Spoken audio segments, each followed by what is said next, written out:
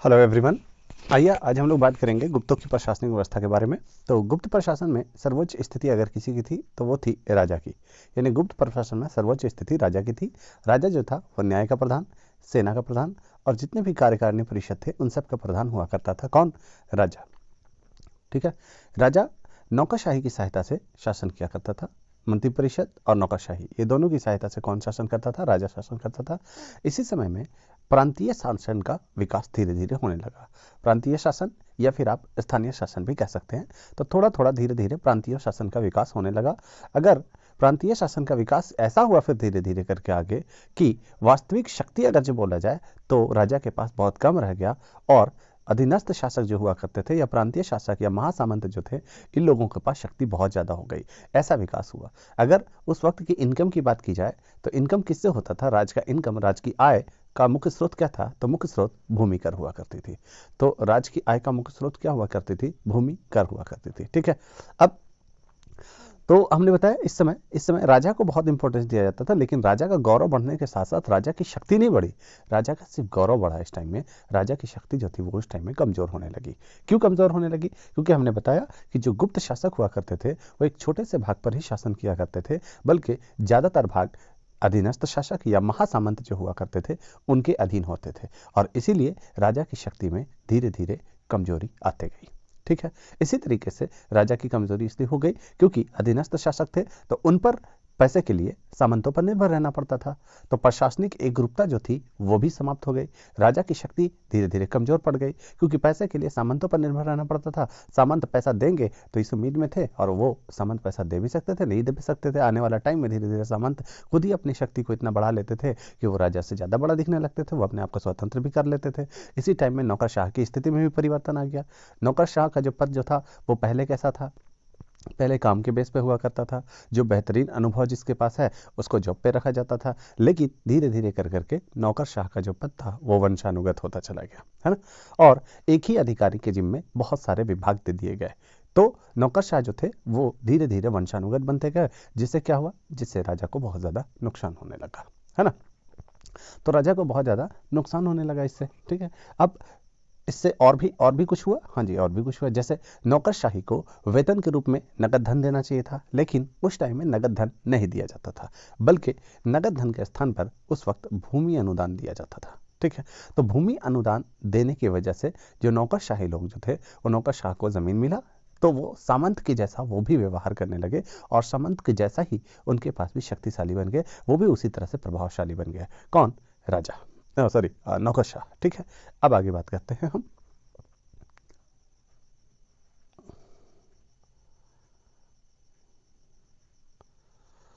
तो आइए देखते हैं अब आगे।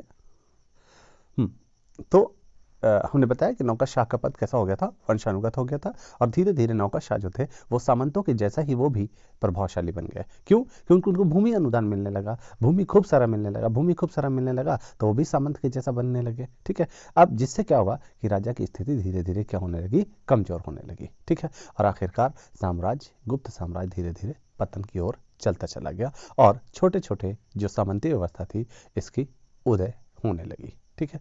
तो इस तरीके से गुप्त साम्राज्य का पतन को हम लोग समझे। अब हम लोग देखेंगे कि गुप्त काल में सांस्कृतिक विकास किस प्रकार हुआ। तो गुप्त काल का सांस्कृतिक विकास को हम लोग देखते हैं। गुप्तकालीन सांस्कृतिक विकास। ठीक है। गुप्तकालीन सांस्कृतिक विकास यानी गुप्त जो है, गुप्त का काल जो है वो भारतीय इतिहास में अगर फेमस है किसी चीज के लिए तो वो सांस्कृतिक विकास के लिए बहुत ज्यादा फेमस है। क्यों? क्योंकि इसी समय में सबसे ज्यादा अगर जो कोई धर्म फैला तो वो था ब्राह्मण धर्म। कौन सा धर्म? ब्राह्मण धर्म। यानी ब्राह्मण धर्म का पुनरुत्थान जो हुआ वो इसी समय में हुआ। किस समय में? गुप्त काल के समय में।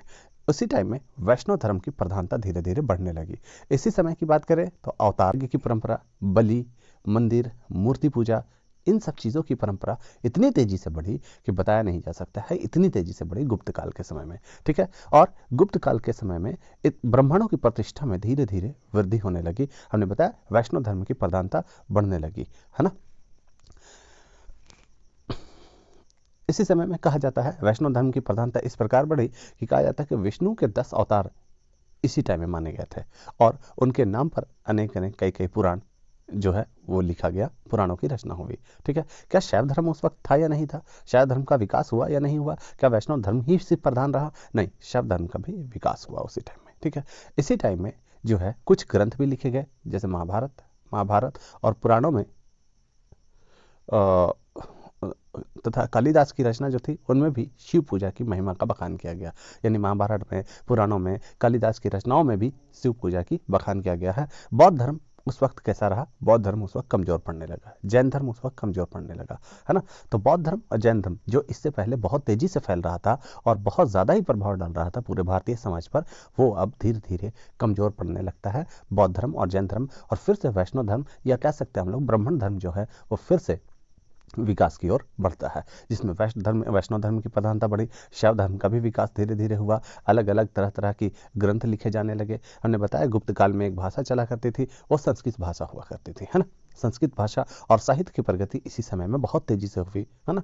इसी टाइम में, इसी समय के एक महान कवि थे जिनका नाम था कालिदास। कालिदास बहुत महान कवि और नाटककार हुए, जिन्होंने कई ग्रंथ लिखी। उनमें से जो प्रमुख ग्रंथ है जिनका नाम है अभिज्ञाना शाकुंतलम।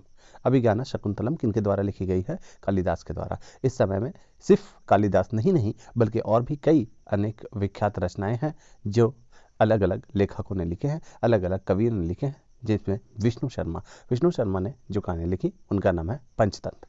विष्णु शर्मा का ग्रंथ पंचतंत्र। इसी समय में अमर सिंह का ग्रंथ है अमरकोश, वात्सायन का कामसूत्र, आर्यभट्टीय एवं ब्राह्मीहिर की वृहत संहिता ये लिखी गई थी। इनमें से सारे को याद करना है।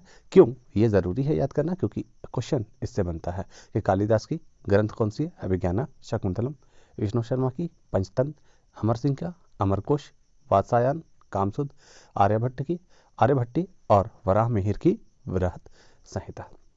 कहा जाता है कि आर्यभट्ट और वराहमिहिर जो थे वो बहुत महान गणितज्ञ थे और ज्योतिष विद्या के बहुत बेहतरीन जानकार थे। कौन, आर्यभट्ट और वराहमिहिर। ठीक है, तो बहुत महान गणितज्ञ बोले तो मैथमेटिशियन थे और ज्योतिष के बारे में बहुत बेहतरीन उनको जानकारी थी। किनको जानकारी थी, आर्यभट्ट जी को और वराहमिहिर को। ठीक है, अब आगे बात करेंगे हम लोग। गुप्त काल में क्या सिर्फ और सिर्फ ये ग्रंथ ही लिखे गए, क्या और भी किसी चीज़ का विकास हुआ या नहीं? हाँ जी, बिल्कुल विकास हुआ। गुप्त काल में कला का विकास हुआ, बहुत तेजी से कला का विकास हुआ और इसी समय में मंदिर निर्माण की कला की शुरुआत हुई। यानी मंदिर निर्माण अगर शुरुआत हुआ है तो वो कब शुरुआत हुआ है, गुप्त काल में ही शुरू हुआ है। तो गुप्त काल में ही मंदिर निर्माण की शुरुआत होती है। इससे पहले क्या मंदिर थे या नहीं थे? कहा जाता है कि इससे पहले मंदिर नहीं था। तो मंदिर निर्माण की शुरुआत कब हुई, गुप्त काल में ही शुरुआत होती है। इस टाइम में बहुत बड़े बड़े शिखर वाले मंदिर बनाए गए, ठीक है, जो कि ईंट और पत्थर से बनाए जाते थे। अगर गुप्त काल मंदिरों की बात किया जाए तो सबसे विख्यात मंदिर है वो झांसी का मंदिर। झांसी के पास एक जगह है जिसका नाम है देवगढ़। तो देवगढ़ में एक मंदिर है जिसे 10 अवतार मंदिर कहते हैं। तो देवगढ़ का 10 अवतार मंदिर कहाँ है, झांसी में। ये क्वेश्चन पूछा जा चुका है। तो ये गुप्तकालीन मंदिरों में सबसे फेमस, सबसे विख्यात मंदिर माना जाता है वो झांसी के निकट है, जिसका नाम है देवगढ़ का 10 अवतार मंदिर। ठीक है, इसके अलावा बहुत सारे मूर्तियां भी बनाई जाने लगी, देवताओं की मूर्तियां, देवियों की मूर्तियां बनाई जाने लगी जो मानव के रूप में थी, जो कि धातु से या पत्थर से बनाई जाती थी, है ना। तो मूर्तियां कहाँ बनाई जाती थी, मूर्ति कला के कोई केंद्र थे क्या? हाँ जी, मूर्ति कला के केंद्र थे मथुरा, सारनाथ और पाटलिपुत्र। ये यहाँ पे मूर्ति कला के खास केंद्र माने जाते थे, क्योंकि यहाँ पे मूर्तियाँ अच्छी बनाई जाती थी, है ना। और गुप्तकालीन मूर्तियों में अगर बात किया जाए तो दशावतार मंदिर में एक है नागशैया पर लेटे हुए विष्णु की मूर्ति, ठीक है। एक और है जो सुल्तानगंज से प्राप्त हुई है, ताम्र निर्मित बुद्ध की मूर्ति, ठीक है, जो सबसे विख्यात मानी जाती है, जो गुप्त काल की मूर्तियों में बहुत फेमस मूर्ति है और बहुत अच्छी कलाकारी है वहाँ पे है। तो बुद्ध की भी मूर्तियां वहाँ पे सुंदर सुंदर मूर्तियां थी, लेकिन बौद्ध धर्म जो था उतना तेजी से विकास नहीं किया उस टाइम में, जितना तेजी से विकास उस टाइम में ब्राह्मण धर्म या फिर हम कह सकते हैं वैष्णव धर्म या फिर शैव धर्म का विकास हुआ। उतना तेजी से विकास बौद्ध की या बौद्धिस्ट या बुद्ध धर्म जो है उतना तेजी से विकास नहीं हुआ, क्योंकि बौद्ध धर्म और जैन धर्म धीरे धीरे डिक्लाइन की ओर या कमज़ोर पड़ने लगे थे, ठीक है। क्योंकि धर्म जो है वो कहीं ना कहीं शासक से प्रभावित होता है, ऐसा ये सच है कि बहुत जो भी धर्म है, शासक से धर्म प्रभावित होता है। अगर शासक जो है, अगर जो कोई दूसरा है तो उस वक्त वो अपने धर्म का प्रभाव उस पर जरूर कुछ ना कुछ तो पड़ता है, ठीक है। जैसे अभी के टाइम में, अभी की बात करें तो मोदी जी है, गुप्त साम्राज्य वापस से लाने की कोशिश कर रहे हैं। मतलब ऐसा कहा जा सकता है कि पहले स्वर्ण युग कहा जाता था, यानी उस टाइम में कला का विकास बहुत अच्छा हुआ था, उस टाइम में मंदिर खूब बने थे। तो कहा जा सकता है कि अभी भी वैसे ही कुछ बनने वाला है, और बौद्धिस्ट जो बौद्ध रिलीजन है, जैन रिलीजन, वो सब दब करके धीरे धीरे ब्राह्मणों का विकास हो रहा है, या वैष्णव धर्म, शैव धर्म, इन सब चीज़ों का विकास होते जा रहा है। और बहुत सारे जो धर्म हैं वो धीरे धीरे वो डिक्लाइन की ओर उसको डाला जा रहा है, या किसी तरह से ये कह सकते हैं, है ना। तो इसी टाइम में जो बाघ की गुफा है और अजंता की गुफा है, तो बाघ की गुफा और अजंता की गुफा में हमें बहुत सारे चित्र मिलते हैं, बहुत सारे चित्र मिलते हैं जो मानव जीवन के अलग अलग पहलुओं को बताते हैं। अगर बात किया जाए गुप्त साम्राज्य के ही बारे में, तो मेहरौली में एक लौह स्तंभ है, ठीक है। ऐसा लौह स्तंभ जो आज भी कहा जाता है कि उसमें जंग नहीं लगा है, ठीक है, यानी जंग मुक्त है। इतना बेहतरीन कलाकारी, इतना बेहतरीन उस टाइम में क्या विज्ञान और तकनीक का विकास था उस टाइम में, है ना। तो गुप्त कालीन में तकनीकी विकास बहुत ज़बरदस्त थे। गुप्त काल के सिक्के भी बहुत शानदार मिलते हैं हमें, ठीक है।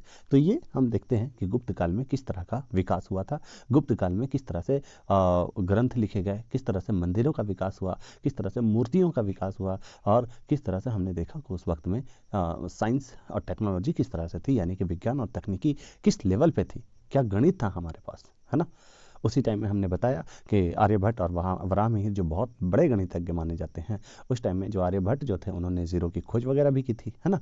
और इन्हीं सब के वजह से, इन्हीं उपलब्धियों के आधार पर कुछ लोग ये कहते हैं कि गुप्त काल जो था वो भारतीय इतिहास का स्वर्ण युग था, है ना। इसी आधार पर कई विद्वान ये मानते हैं कि गुप्त काल भारतीय इतिहास का स्वर्ण युग था, है ना। लेकिन बहुत सारे विद्वान जो हैं, जैसे आधुनिक विद्वान, अभी इस बात को नहीं मानते हैं कि वो उस टाइम में स्वर्ण युग था, ठीक है। क्योंकि क्यों नहीं मानते हैं, इसका कोई कारण तो होगा। हाँ जी, बिल्कुल कारण है। क्योंकि आधुनिक विद्वान इसलिए नहीं मानते हैं उसे कि गुप्त काल स्वर्ण युग था, क्योंकि कहा जाता है कि सांस्कृतिक विकास हुआ, ठीक है, मैं मान रहा हूँ, लेकिन सांस्कृतिक विकास के साथ साथ वहाँ गुप्त काल में सामाजिक विभेद भी था, कई कमजोरियां भी थी, आर्थिक दुर्बलता, पैसा नहीं था, राज्य प्रशासन ये जो था इसमें सामंतीकरण आ गया था, शोषण बहुत ज़्यादा बढ़ गया था, असमानता बढ़ गई थी, है ना। तो ये सारी चीज़ों की वजह से सिर्फ मंदिर का विकास करने से थोड़े ना हो गया कि गोल्डन एज हो गया, सिर्फ बुक और ये सारी चीज़ें लिख देने से थोड़े ना गोल्डन एज हो गया। किताबों में लिख देने से, बड़े बड़े बिल्डिंग बना देने से, बड़े बड़े मंदिर बना देने से, बड़े बड़े लौह स्तंभ बना देने से, बड़े ज़्यादातर सिक्के बना देने से थोड़े ना कह सकते हैं कि हाँ हमारा विकास हो गया, है ना। लेकिन ज़्यादातर विकास इसलिए नहीं मानते हैं हमारे अभी के इतिहासकार, क्योंकि उस टाइम में विकास हुआ, मंदिर बने, उस टाइम में मूर्तियाँ बनी, उस टाइम में सिक्के बने, बहुत सारे बहुत बड़े बड़े लौह स्तंभ बने, लेकिन इसके साथ ही सामाजिक विभेद भी तो